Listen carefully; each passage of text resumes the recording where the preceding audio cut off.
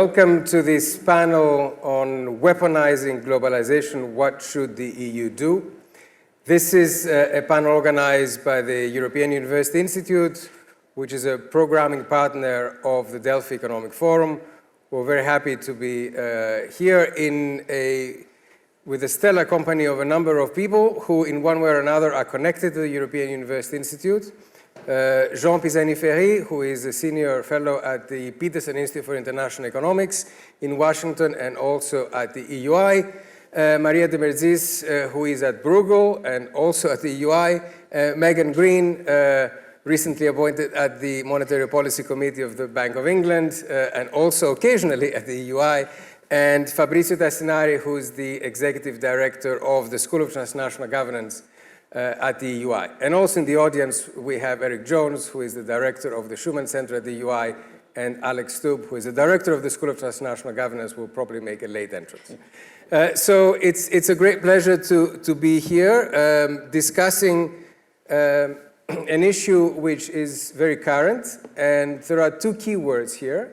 One is fragmentation, and the other one is weaponization. And I think it's fair to say that even before the Russian invasion of Ukraine, globalization was, Alex, I just said you're going to make a late entrance, and you proved me right.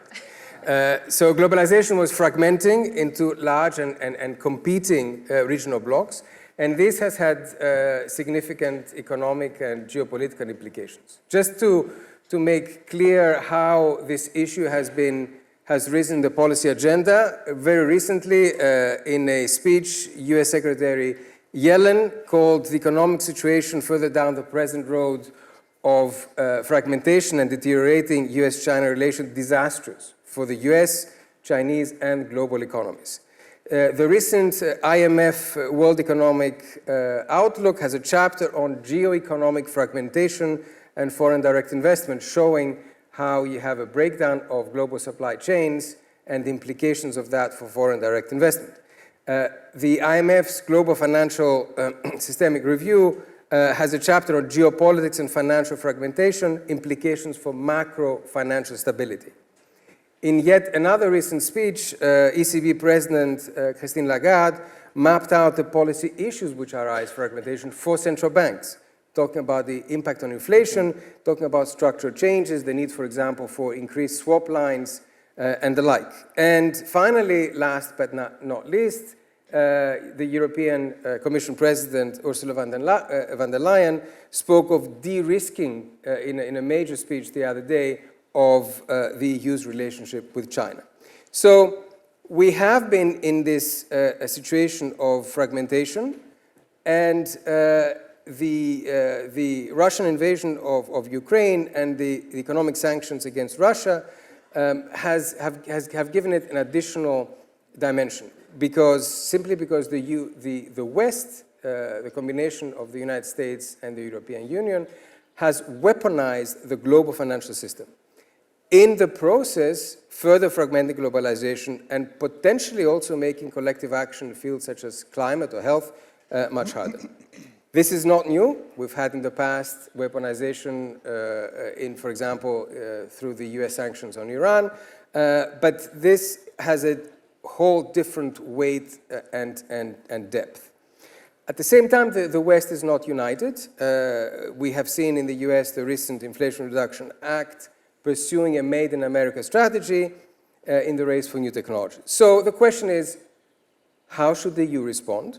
Should it retaliate, risking further fragmentation and disruption in international trade? Should it instead defend a system of multilateral rules? And what exactly do we see in this new fragmenting environment? So I'd like to organize this panel in a conversational style. So I'm going to ask the panelists to respond to two questions. So we're going to do two rounds, basically, and then we will continue the conversation.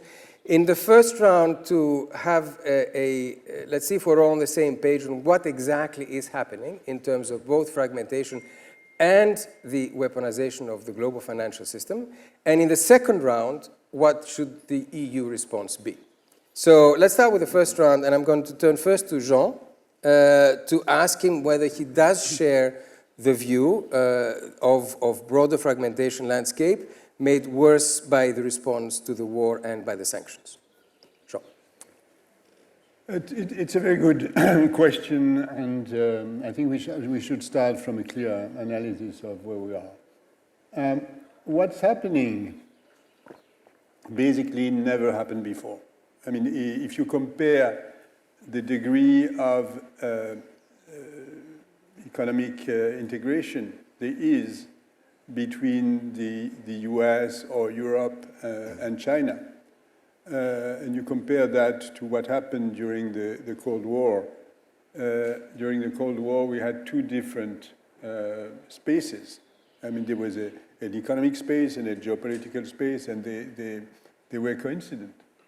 And the fact that we, at the same time, were in a very economically integrated space and suffering from geopolitical fragmentation, well, perhaps it's mindful of what happened before World War I, when a guy called Norman Angell said war is impossible because the economic cost would be much too high, and obviously proved wrong. Now, the question of what's happening has also to start, and interestingly, it started from the reassertion of the role of foreign policy experts, foreign policy types, in the determination of what should be done. And interestingly, this was completely foretold. In the US, you had an article in Foreign Policy by Jennifer Harris and Jake Sullivan saying the economic sphere is run globally by a small group of international economic experts who have a certain view of the world. This view of the world is essentially a positive sum game view of the world, that integration is good, that economic integration brings benefits.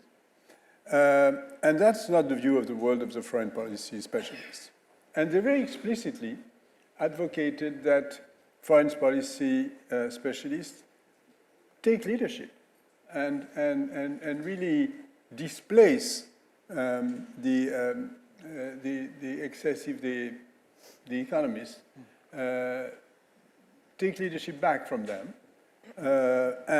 and therefore, to this extent, put geopolitics at the forefront of the agenda. Now, it has happened. It has happened. It started before the Biden administration, but it continued with the Biden administration, which actually both Jake Sullivan and Jennifer Harris joined. And they are implementing a sort of partial decoupling agenda. Then came, obviously, the war with Russia. And the question is, where does it lead us? This was your question. And the way I read the speeches by Yellen, by Lagarde, is that economists are, in a way, telling those people, the foreign policy specialists, that the cost of decoupling would be enormous and would destroy the prosperity that has been built throughout the globalization period. And it was interesting in the speech by Yellen because, obviously, being Secretary of the Treasury, she didn't distantiate herself much from the Biden administration, but the warning was very clear. The warning was to pursue decoupling would be, as you said, disastrous for the US and for China. Now, in the speech by Lagarde, she went further because she said that's going to cost a lot, and central banks, the warning was crystal clear, central banks are not going to sort of manage the cost of decoupling. don't count on them. They have a mandate. Their mandate is price stability. They're not going to deviate from their mandate. And therefore, don't believe that you can pass the cost onto the central banks. And I think that was a very clear message. Now, interestingly, Jake Sullivan spoke yesterday at Brookings. He sort of redefined, I haven't read the text, which is not public yet, but I understand that he sort of continued the conversation. So it's an ongoing conversation. And my point is basically that, you know, beyond this fragmentation, there is also a sort of fight between two communities, the foreign policy community and the economic community, and they're actually fighting for prominence in the administration, in the US, in Europe, increasingly in Europe, and probably also in China, although it's more difficult to say. So, Jean, in the familiar position of economists telling other policy types what to do, we tend to have a good track record in that, given the imperialism of the economics profession. So let me turn to Maria and ask her to focus a little bit on the impact of sanctions. What we've seen is something that had never been done before, Russia being cut off SWIFT, freezing of assets of the Russian central bank, the numerous other sanctions in a variety of sectors. Clearly, there are second-order implications of this weaponization of the global financial system by the combination of the US, of the EU. And yet, the biggest part of the Russian economy had been left unsanctioned in 2022. And this is the point I'd like to start with. Thanks very much, George. And I want to take over from Jean and actually talk a little bit about the cost, the economic cost of all of this.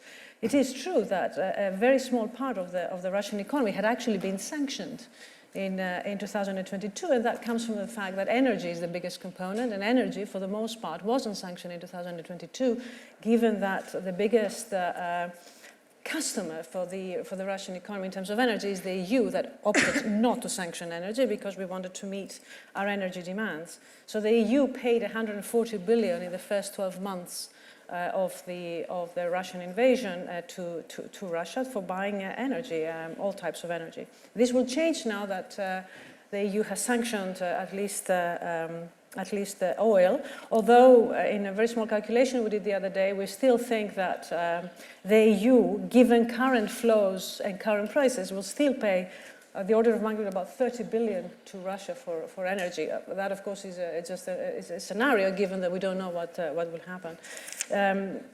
So that have actually meant that, if the, and I've heard you, George, talk about this quite often, as I say, if the point of having sanctions is to stop Russia from waging war, this hasn't really been achieved because we continue buying energy from them. So at the same time, I think particularly the Russian central bank, had been very effective in managing the economy, and you can actually see that not only was the contraction in the Russian economy very small, but there has been no social implication as a result of the war. There's no increase in poverty, there is no destruction of capital, by contrast to the Ukraine that saw an absolute obliteration of its capital and a 35% contraction. So really, I mean, I think the first year of the war, we really haven't been able, through sanctions, to really stop the Russian economy, and the bits that we did sanction were actually very small as far as the economic impact is concerned. Hopefully this will change as we move in 2022. Now, sanctions, the European Union does not have experience with imposing sanctions. It's only now that we're trying to find out how to do it and how to enforce it. This adds to the complication that sanctions by themselves are notoriously difficult to enforce. So finding ways of enforcing sanctions is actually a very difficult thing to do. And here comes an interesting fact, in my view, which is that not all countries in the world agree that Russia is the enemy. And if you see the way that countries have voted in the United Nations, then you really see that the possibility of what is called sanctions leakage is actually very, very big. And now we are beginning to see, certain things that were happening in the EU previously are popping up in economic activity, are now popping up in countries like Turkey, who are facilitating economic activity for Russia. There is also evidence that the price cap is violated in ports that are very far from the European Union geographically.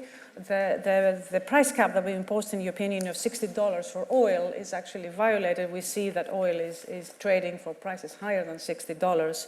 And therefore, that is not going to facilitate to meet the objection of the sanctions, which is to stop revenue streams for Russia and therefore stopping the ability to finance the war. And then I wanted to add to the big discussion on your first question, George, which is, where are we now?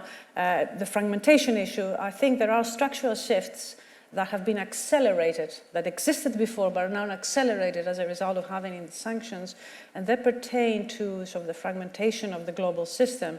You mentioned the central bank reserves. This is actually, it's about $300 billion that have been not frozen, immobilized, I believe is the right word, legally speaking. They have been immobilized. About 200 billion of that is actually in Belgium, I discovered the other day.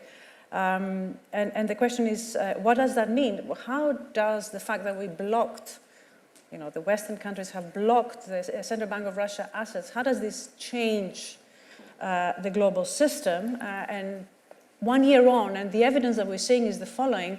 Central banks are not buying foreign exchange reserves, they're buying gold. For the first time since the 1950s, central banks are sort of using their insurance policy by buying gold, which is, if you like, the insurance of last resort, rather than foreign exchange reserves. We've seen an 8% collapse of foreign exchange buying, even though that didn't change the proportional holdings of foreign exchange. And actually, that's why the dollar is still the one asset, the most popular asset in foreign exchange reserves, but actually all foreign exchange reserves have dropped because central banks are preparing for the possibility of their foreign exchange reserves being captured. This is actually very interesting. So they're buying assets that are not very liquid, which is this is something that we haven't seen before. And on top of that, we're also seeing the development of something called the central bank digital assets, which in my view is going to be a revolution in the way that cross-border payments are being made. We're very far from seeing them in practice, but I think the possibility, the direction of travel is very much a direction of fragmentation, of avoiding the current payment systems, which is primarily in dollar and a little bit in euros. So I think I'll maybe stop with that, and I think that there is a fragmentation in the system that has happened for different reasons. But I think the sanctions have really accelerated the process, and the question is, what is the end game? Thank you, George. Thanks, Maria. Can I now turn to Megan and ask her, as she tends to be cast as the American on the panel, ask her a little bit on the US view. Weaponization of a currency is not new for the US. The US has often used the exorbitant privilege of the dollar to force and extract political goals out of it.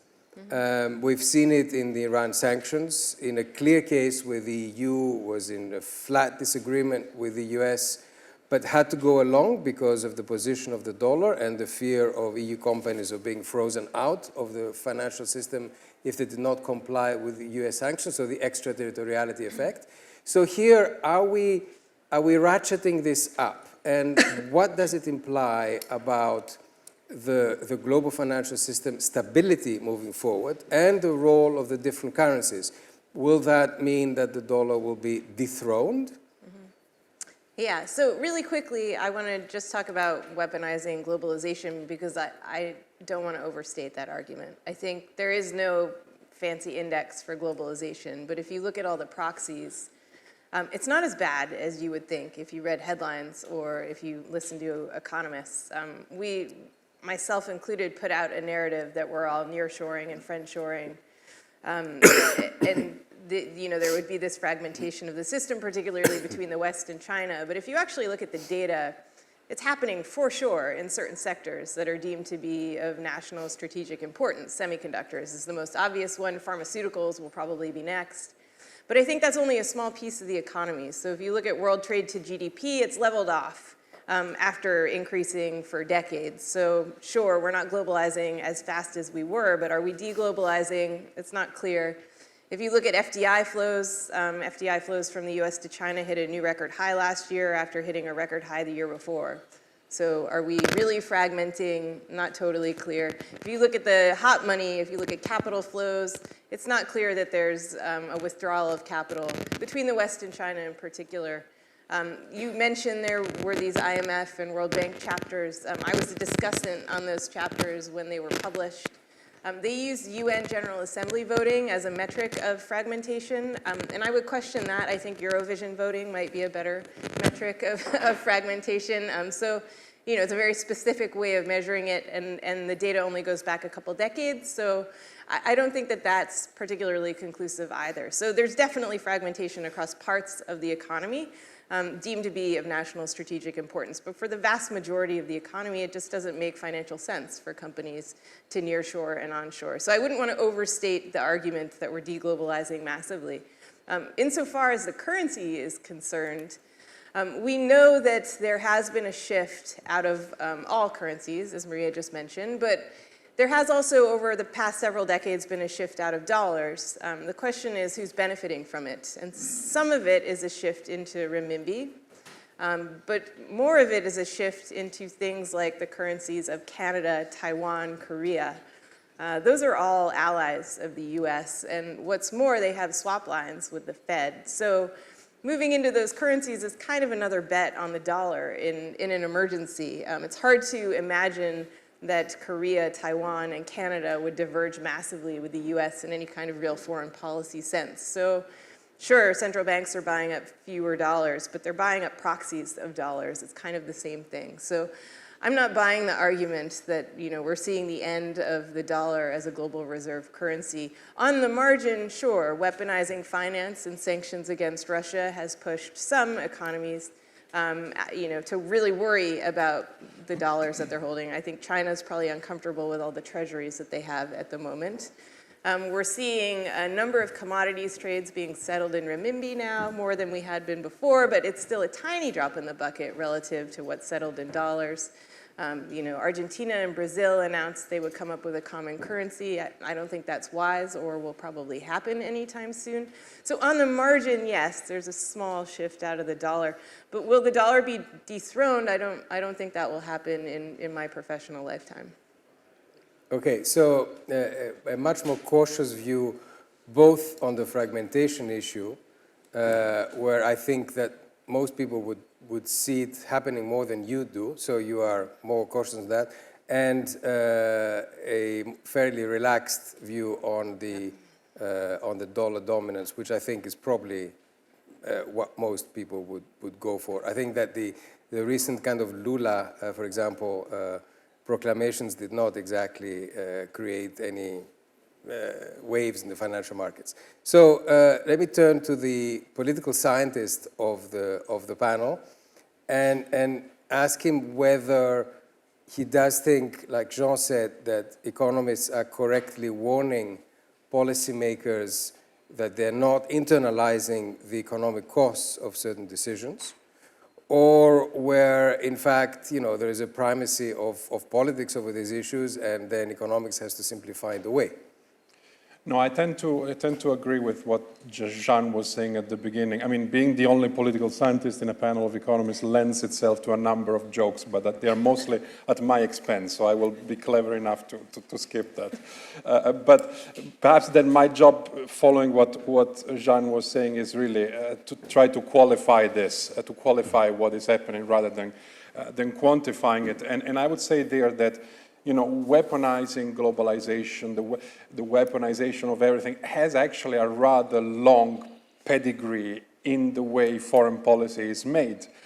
Political scientists of a certain bent would speak of securitization in the olden days. And I mean, securitization is effectively lifting issues from the level of standard political interaction to the level of urgency and to the level of survival. I would think now the shift that hasn't happened yet, but needs to happen, is to effectively shift from the securitization mindset, which, you know, was applied to immigration, religion during the war on terror, climate, to weaponization and to the economy. And there, I think, there are a couple of things that foreign policy types should bear in mind. Weaponization is offensive in nature rather than defensive, in my view, or at least it is reactive. And you could securitize immigration, but if you weaponize immigration, you are actually doing what Erdogan did in 2016 or Gaddafi before him.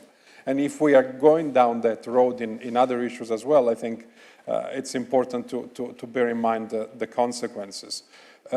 Similarly, weaponization is heavily loaded in a sort of normative sense. I mean, you could say survival is not normative. Either you are dead, you're alive. But weaponization is about winners, and it's about, I mean, there are going to be winners and there are going to be losers. And you could say, of course, globalization has always been about that as well, but that was probably more the side effect of globalization, while in this case, it becomes deliberate. I mean, we are actually deliberately creating it's a binary thing, much more than before. And then, the question for me there is whether the political establishment is fit for purpose or rather fit for fight in that regard. I mean, are we ready and are we prepared to make the mental shift? Because, there are what you would call carnivorous powers like the US or China that are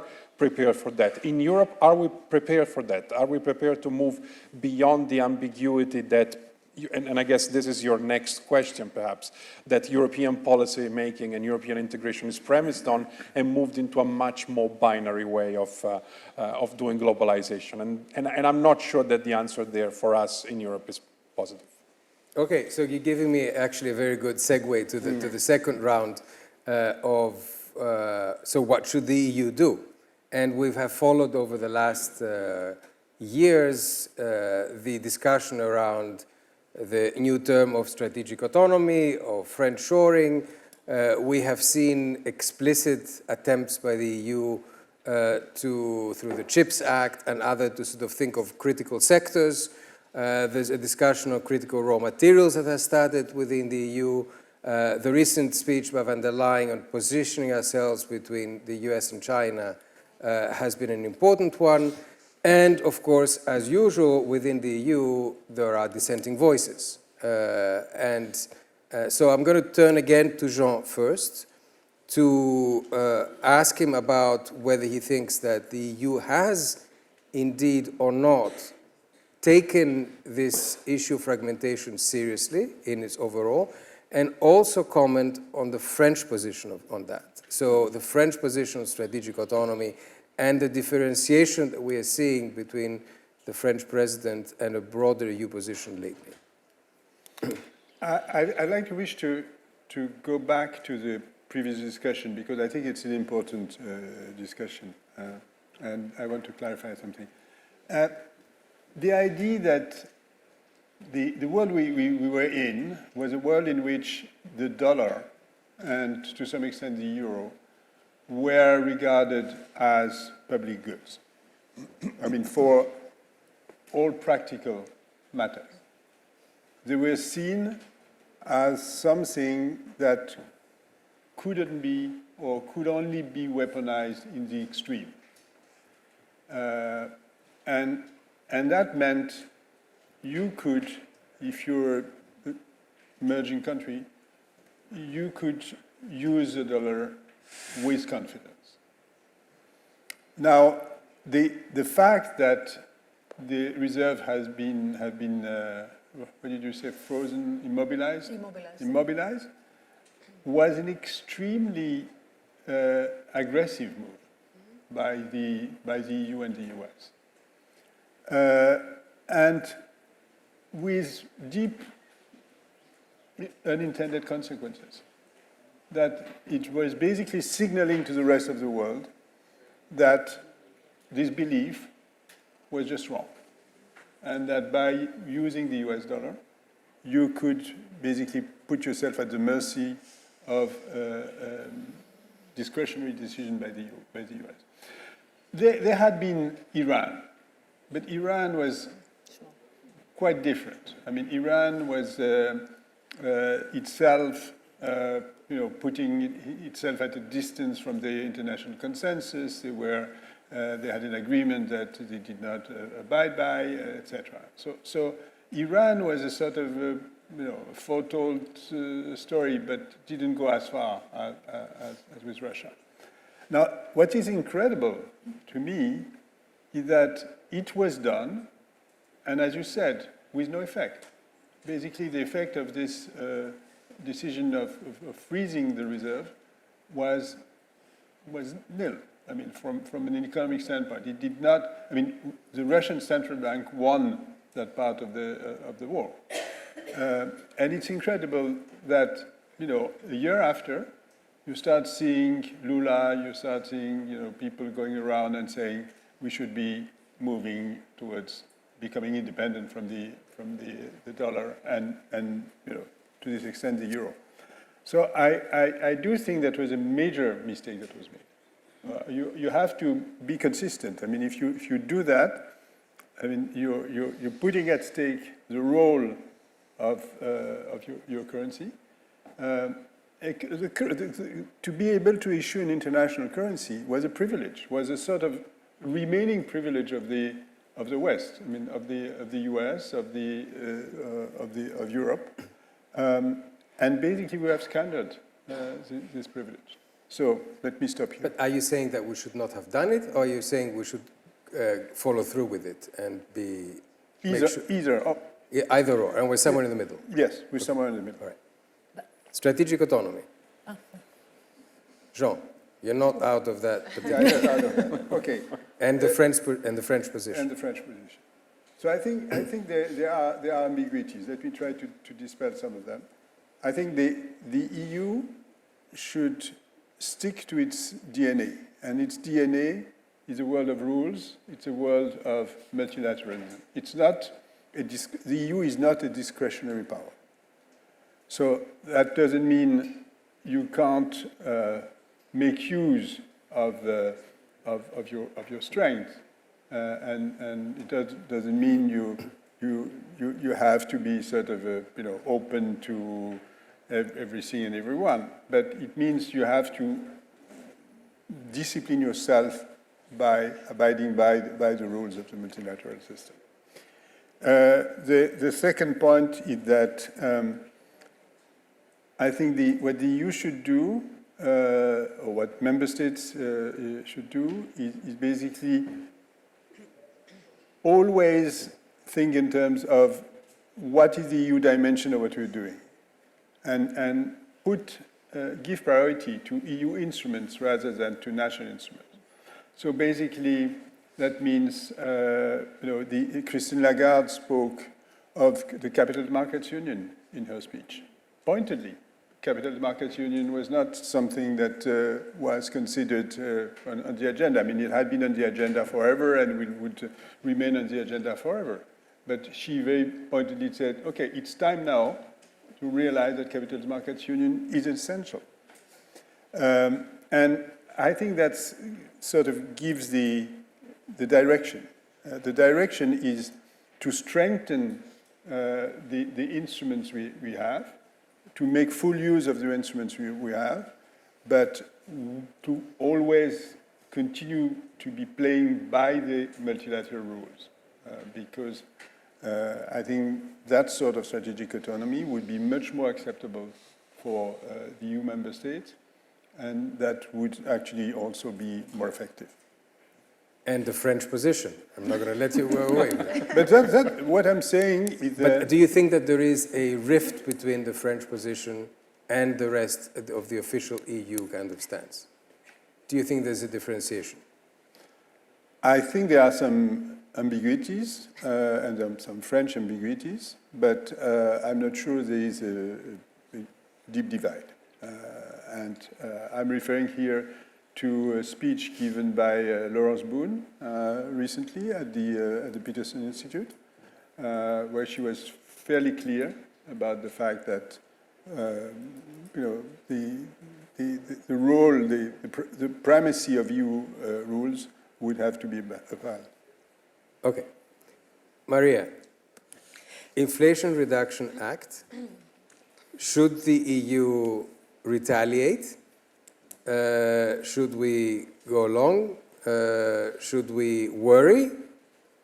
What should we do? Yeah, so I'll come to your question, but I want to come back to the central bank reserves because it is such a big measure with no effect. I just wanted to add two pieces of information that are important here. The US had actually threatened to pass a law to confiscate those assets, not just immobilize them, but confiscate them. This hasn't actually happened. But I think that, I mean, just the idea of confiscating the assets unilaterally, I mean, you know, that's one thing. In the EU, there is a discussion now, there's a working group in which we are discussing, because it's about 200 billion that are available in EU jurisdictions, to invest those assets and the profits of those assets to go towards financing Ukraine. There is a very serious discussion of this happening, and I think it's important to think about whether this is possible, legally speaking, but whether it is morally possible. And I think that is such a big issue that we really need to come back and address that. And if it were to do this, because it comes to your point, Joe, should we, you know, see this through, you said? What do you mean by see this through? So, you know, confiscate the assets, is that seeing this through? I mean, the bill for Ukraine is enormous, and it's, you know, the longer this war stays, the greater the bill. So, you know, how do we finance this bill? Is it the taxpayer, or should we find legal ways of actually capturing assets, liquidating them, and investment? Which never happened during World War II. That's right. I mean, you know, my views on this are very strict because I think there is moral implications of this, but there are also financial implications. If you were to throw in the market 200 billion and invest them, I mean, if you were to do it in a small period of time, there would be huge repercussions for the market.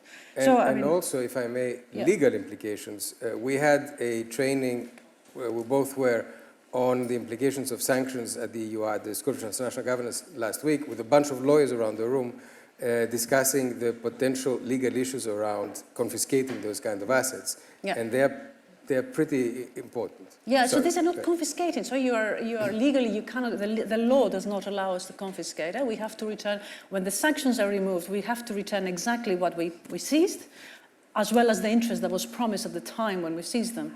But now the argument is whether and above that, can we make profits on those assets above what we had, the value we had when we got them? And that, even that, I think, is problematic.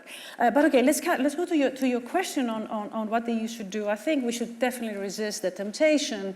I mean, I really am aligned with Jean totally here on the DNA. We should stay clear to what our DNA is. I mean,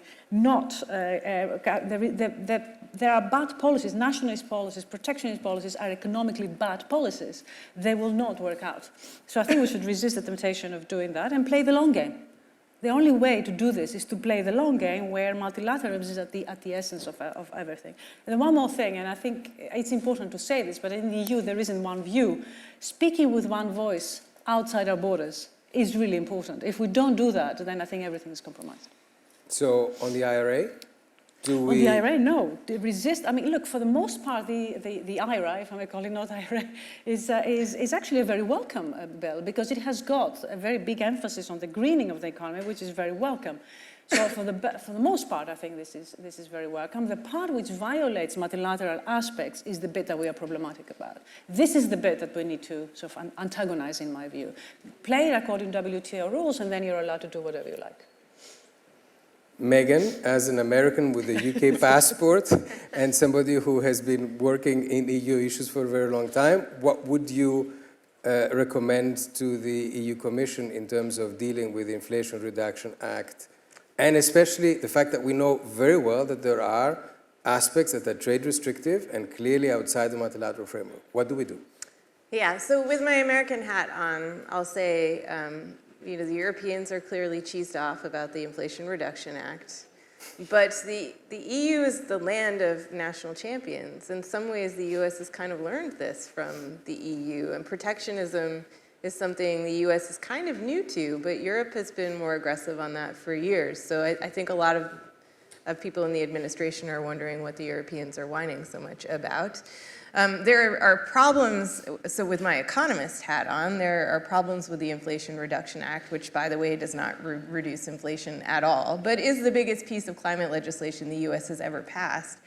It's done it, the US doesn't want to eat its broccoli, it just wants dessert. So it's trying to do this entirely with subsidies, and the EU doesn't like that approach, and rightly so. As an economist, you shouldn't try to get rid of a negative externality with all rewards. You should use sticks and carrots. That seems the right way to do it, and that is the EU's approach. The US is just using carrots. And that's problematic. I think if you asked an economist to design the best program, they wouldn't do this way. But now to get to your question, I do think that the EU struggles with a US administration that itself really struggles to agree on anything. So, the Biden administration's top economists read the same textbooks we did, and they know that this is not the best way to do this, but they're also operating within the significant political constraints that exist within the US system. And that will probably continue to exist in the US system given how divided society is. So that's where I think the EU is going to struggle, because obviously if the EU and the US can put together a united front, that's best for everyone, but it's hard for the EU to rely on the US to provide a united front, particularly given that politicians in the US have to horse trade so much and end up with suboptimal outcomes. I mean, this is policy making, as you know, George. But I do think that's going to pose a struggle for the EU. So how does the EU handle it? It can't control US politics, clearly. But I do think that there's a risk of divisions emerging within the EU, and particularly within the Eurozone.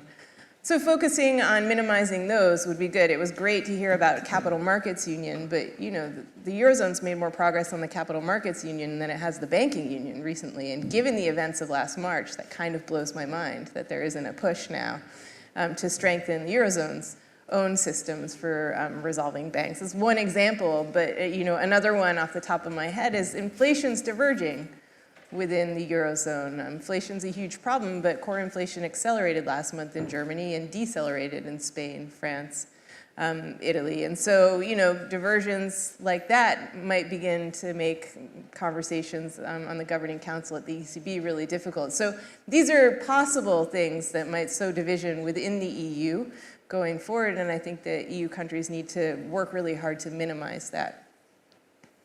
Okay, one more thing before I pass on to Fabrizio. Do you think that the actual sanctions at the moment are going to change the balance between the dollar and the euro?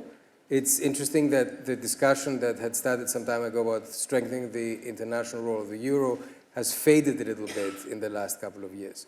I know you've never believed in international role of the euro, but do you think it's going to change the balance at all?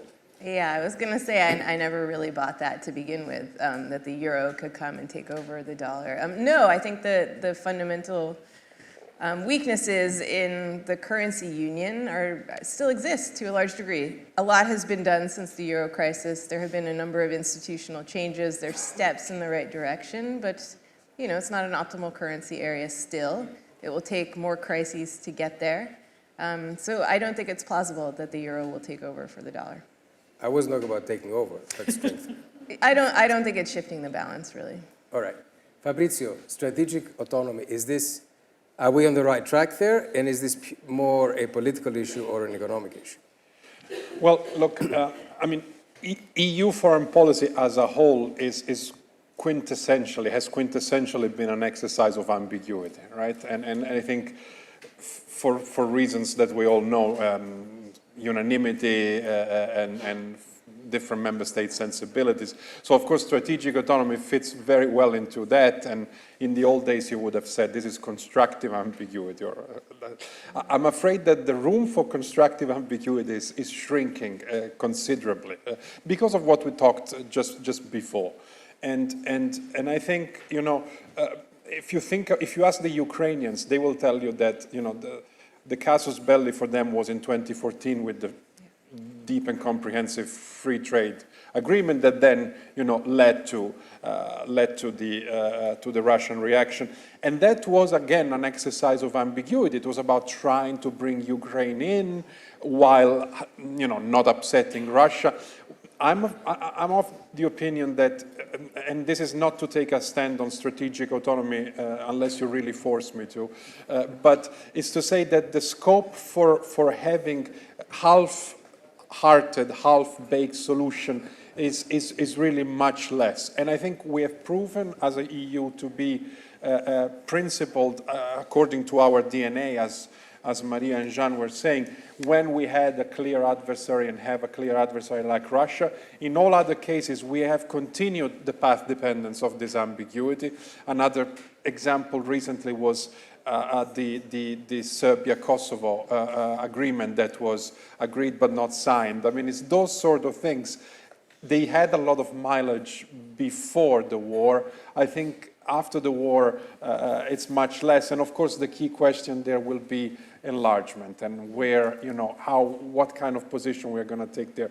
So in my view, strategic autonomy eventually becomes much more a political question than an economic one, and one where some of these nuances and misunderstandings and misinterpretations and mistranslations get lost to our peril.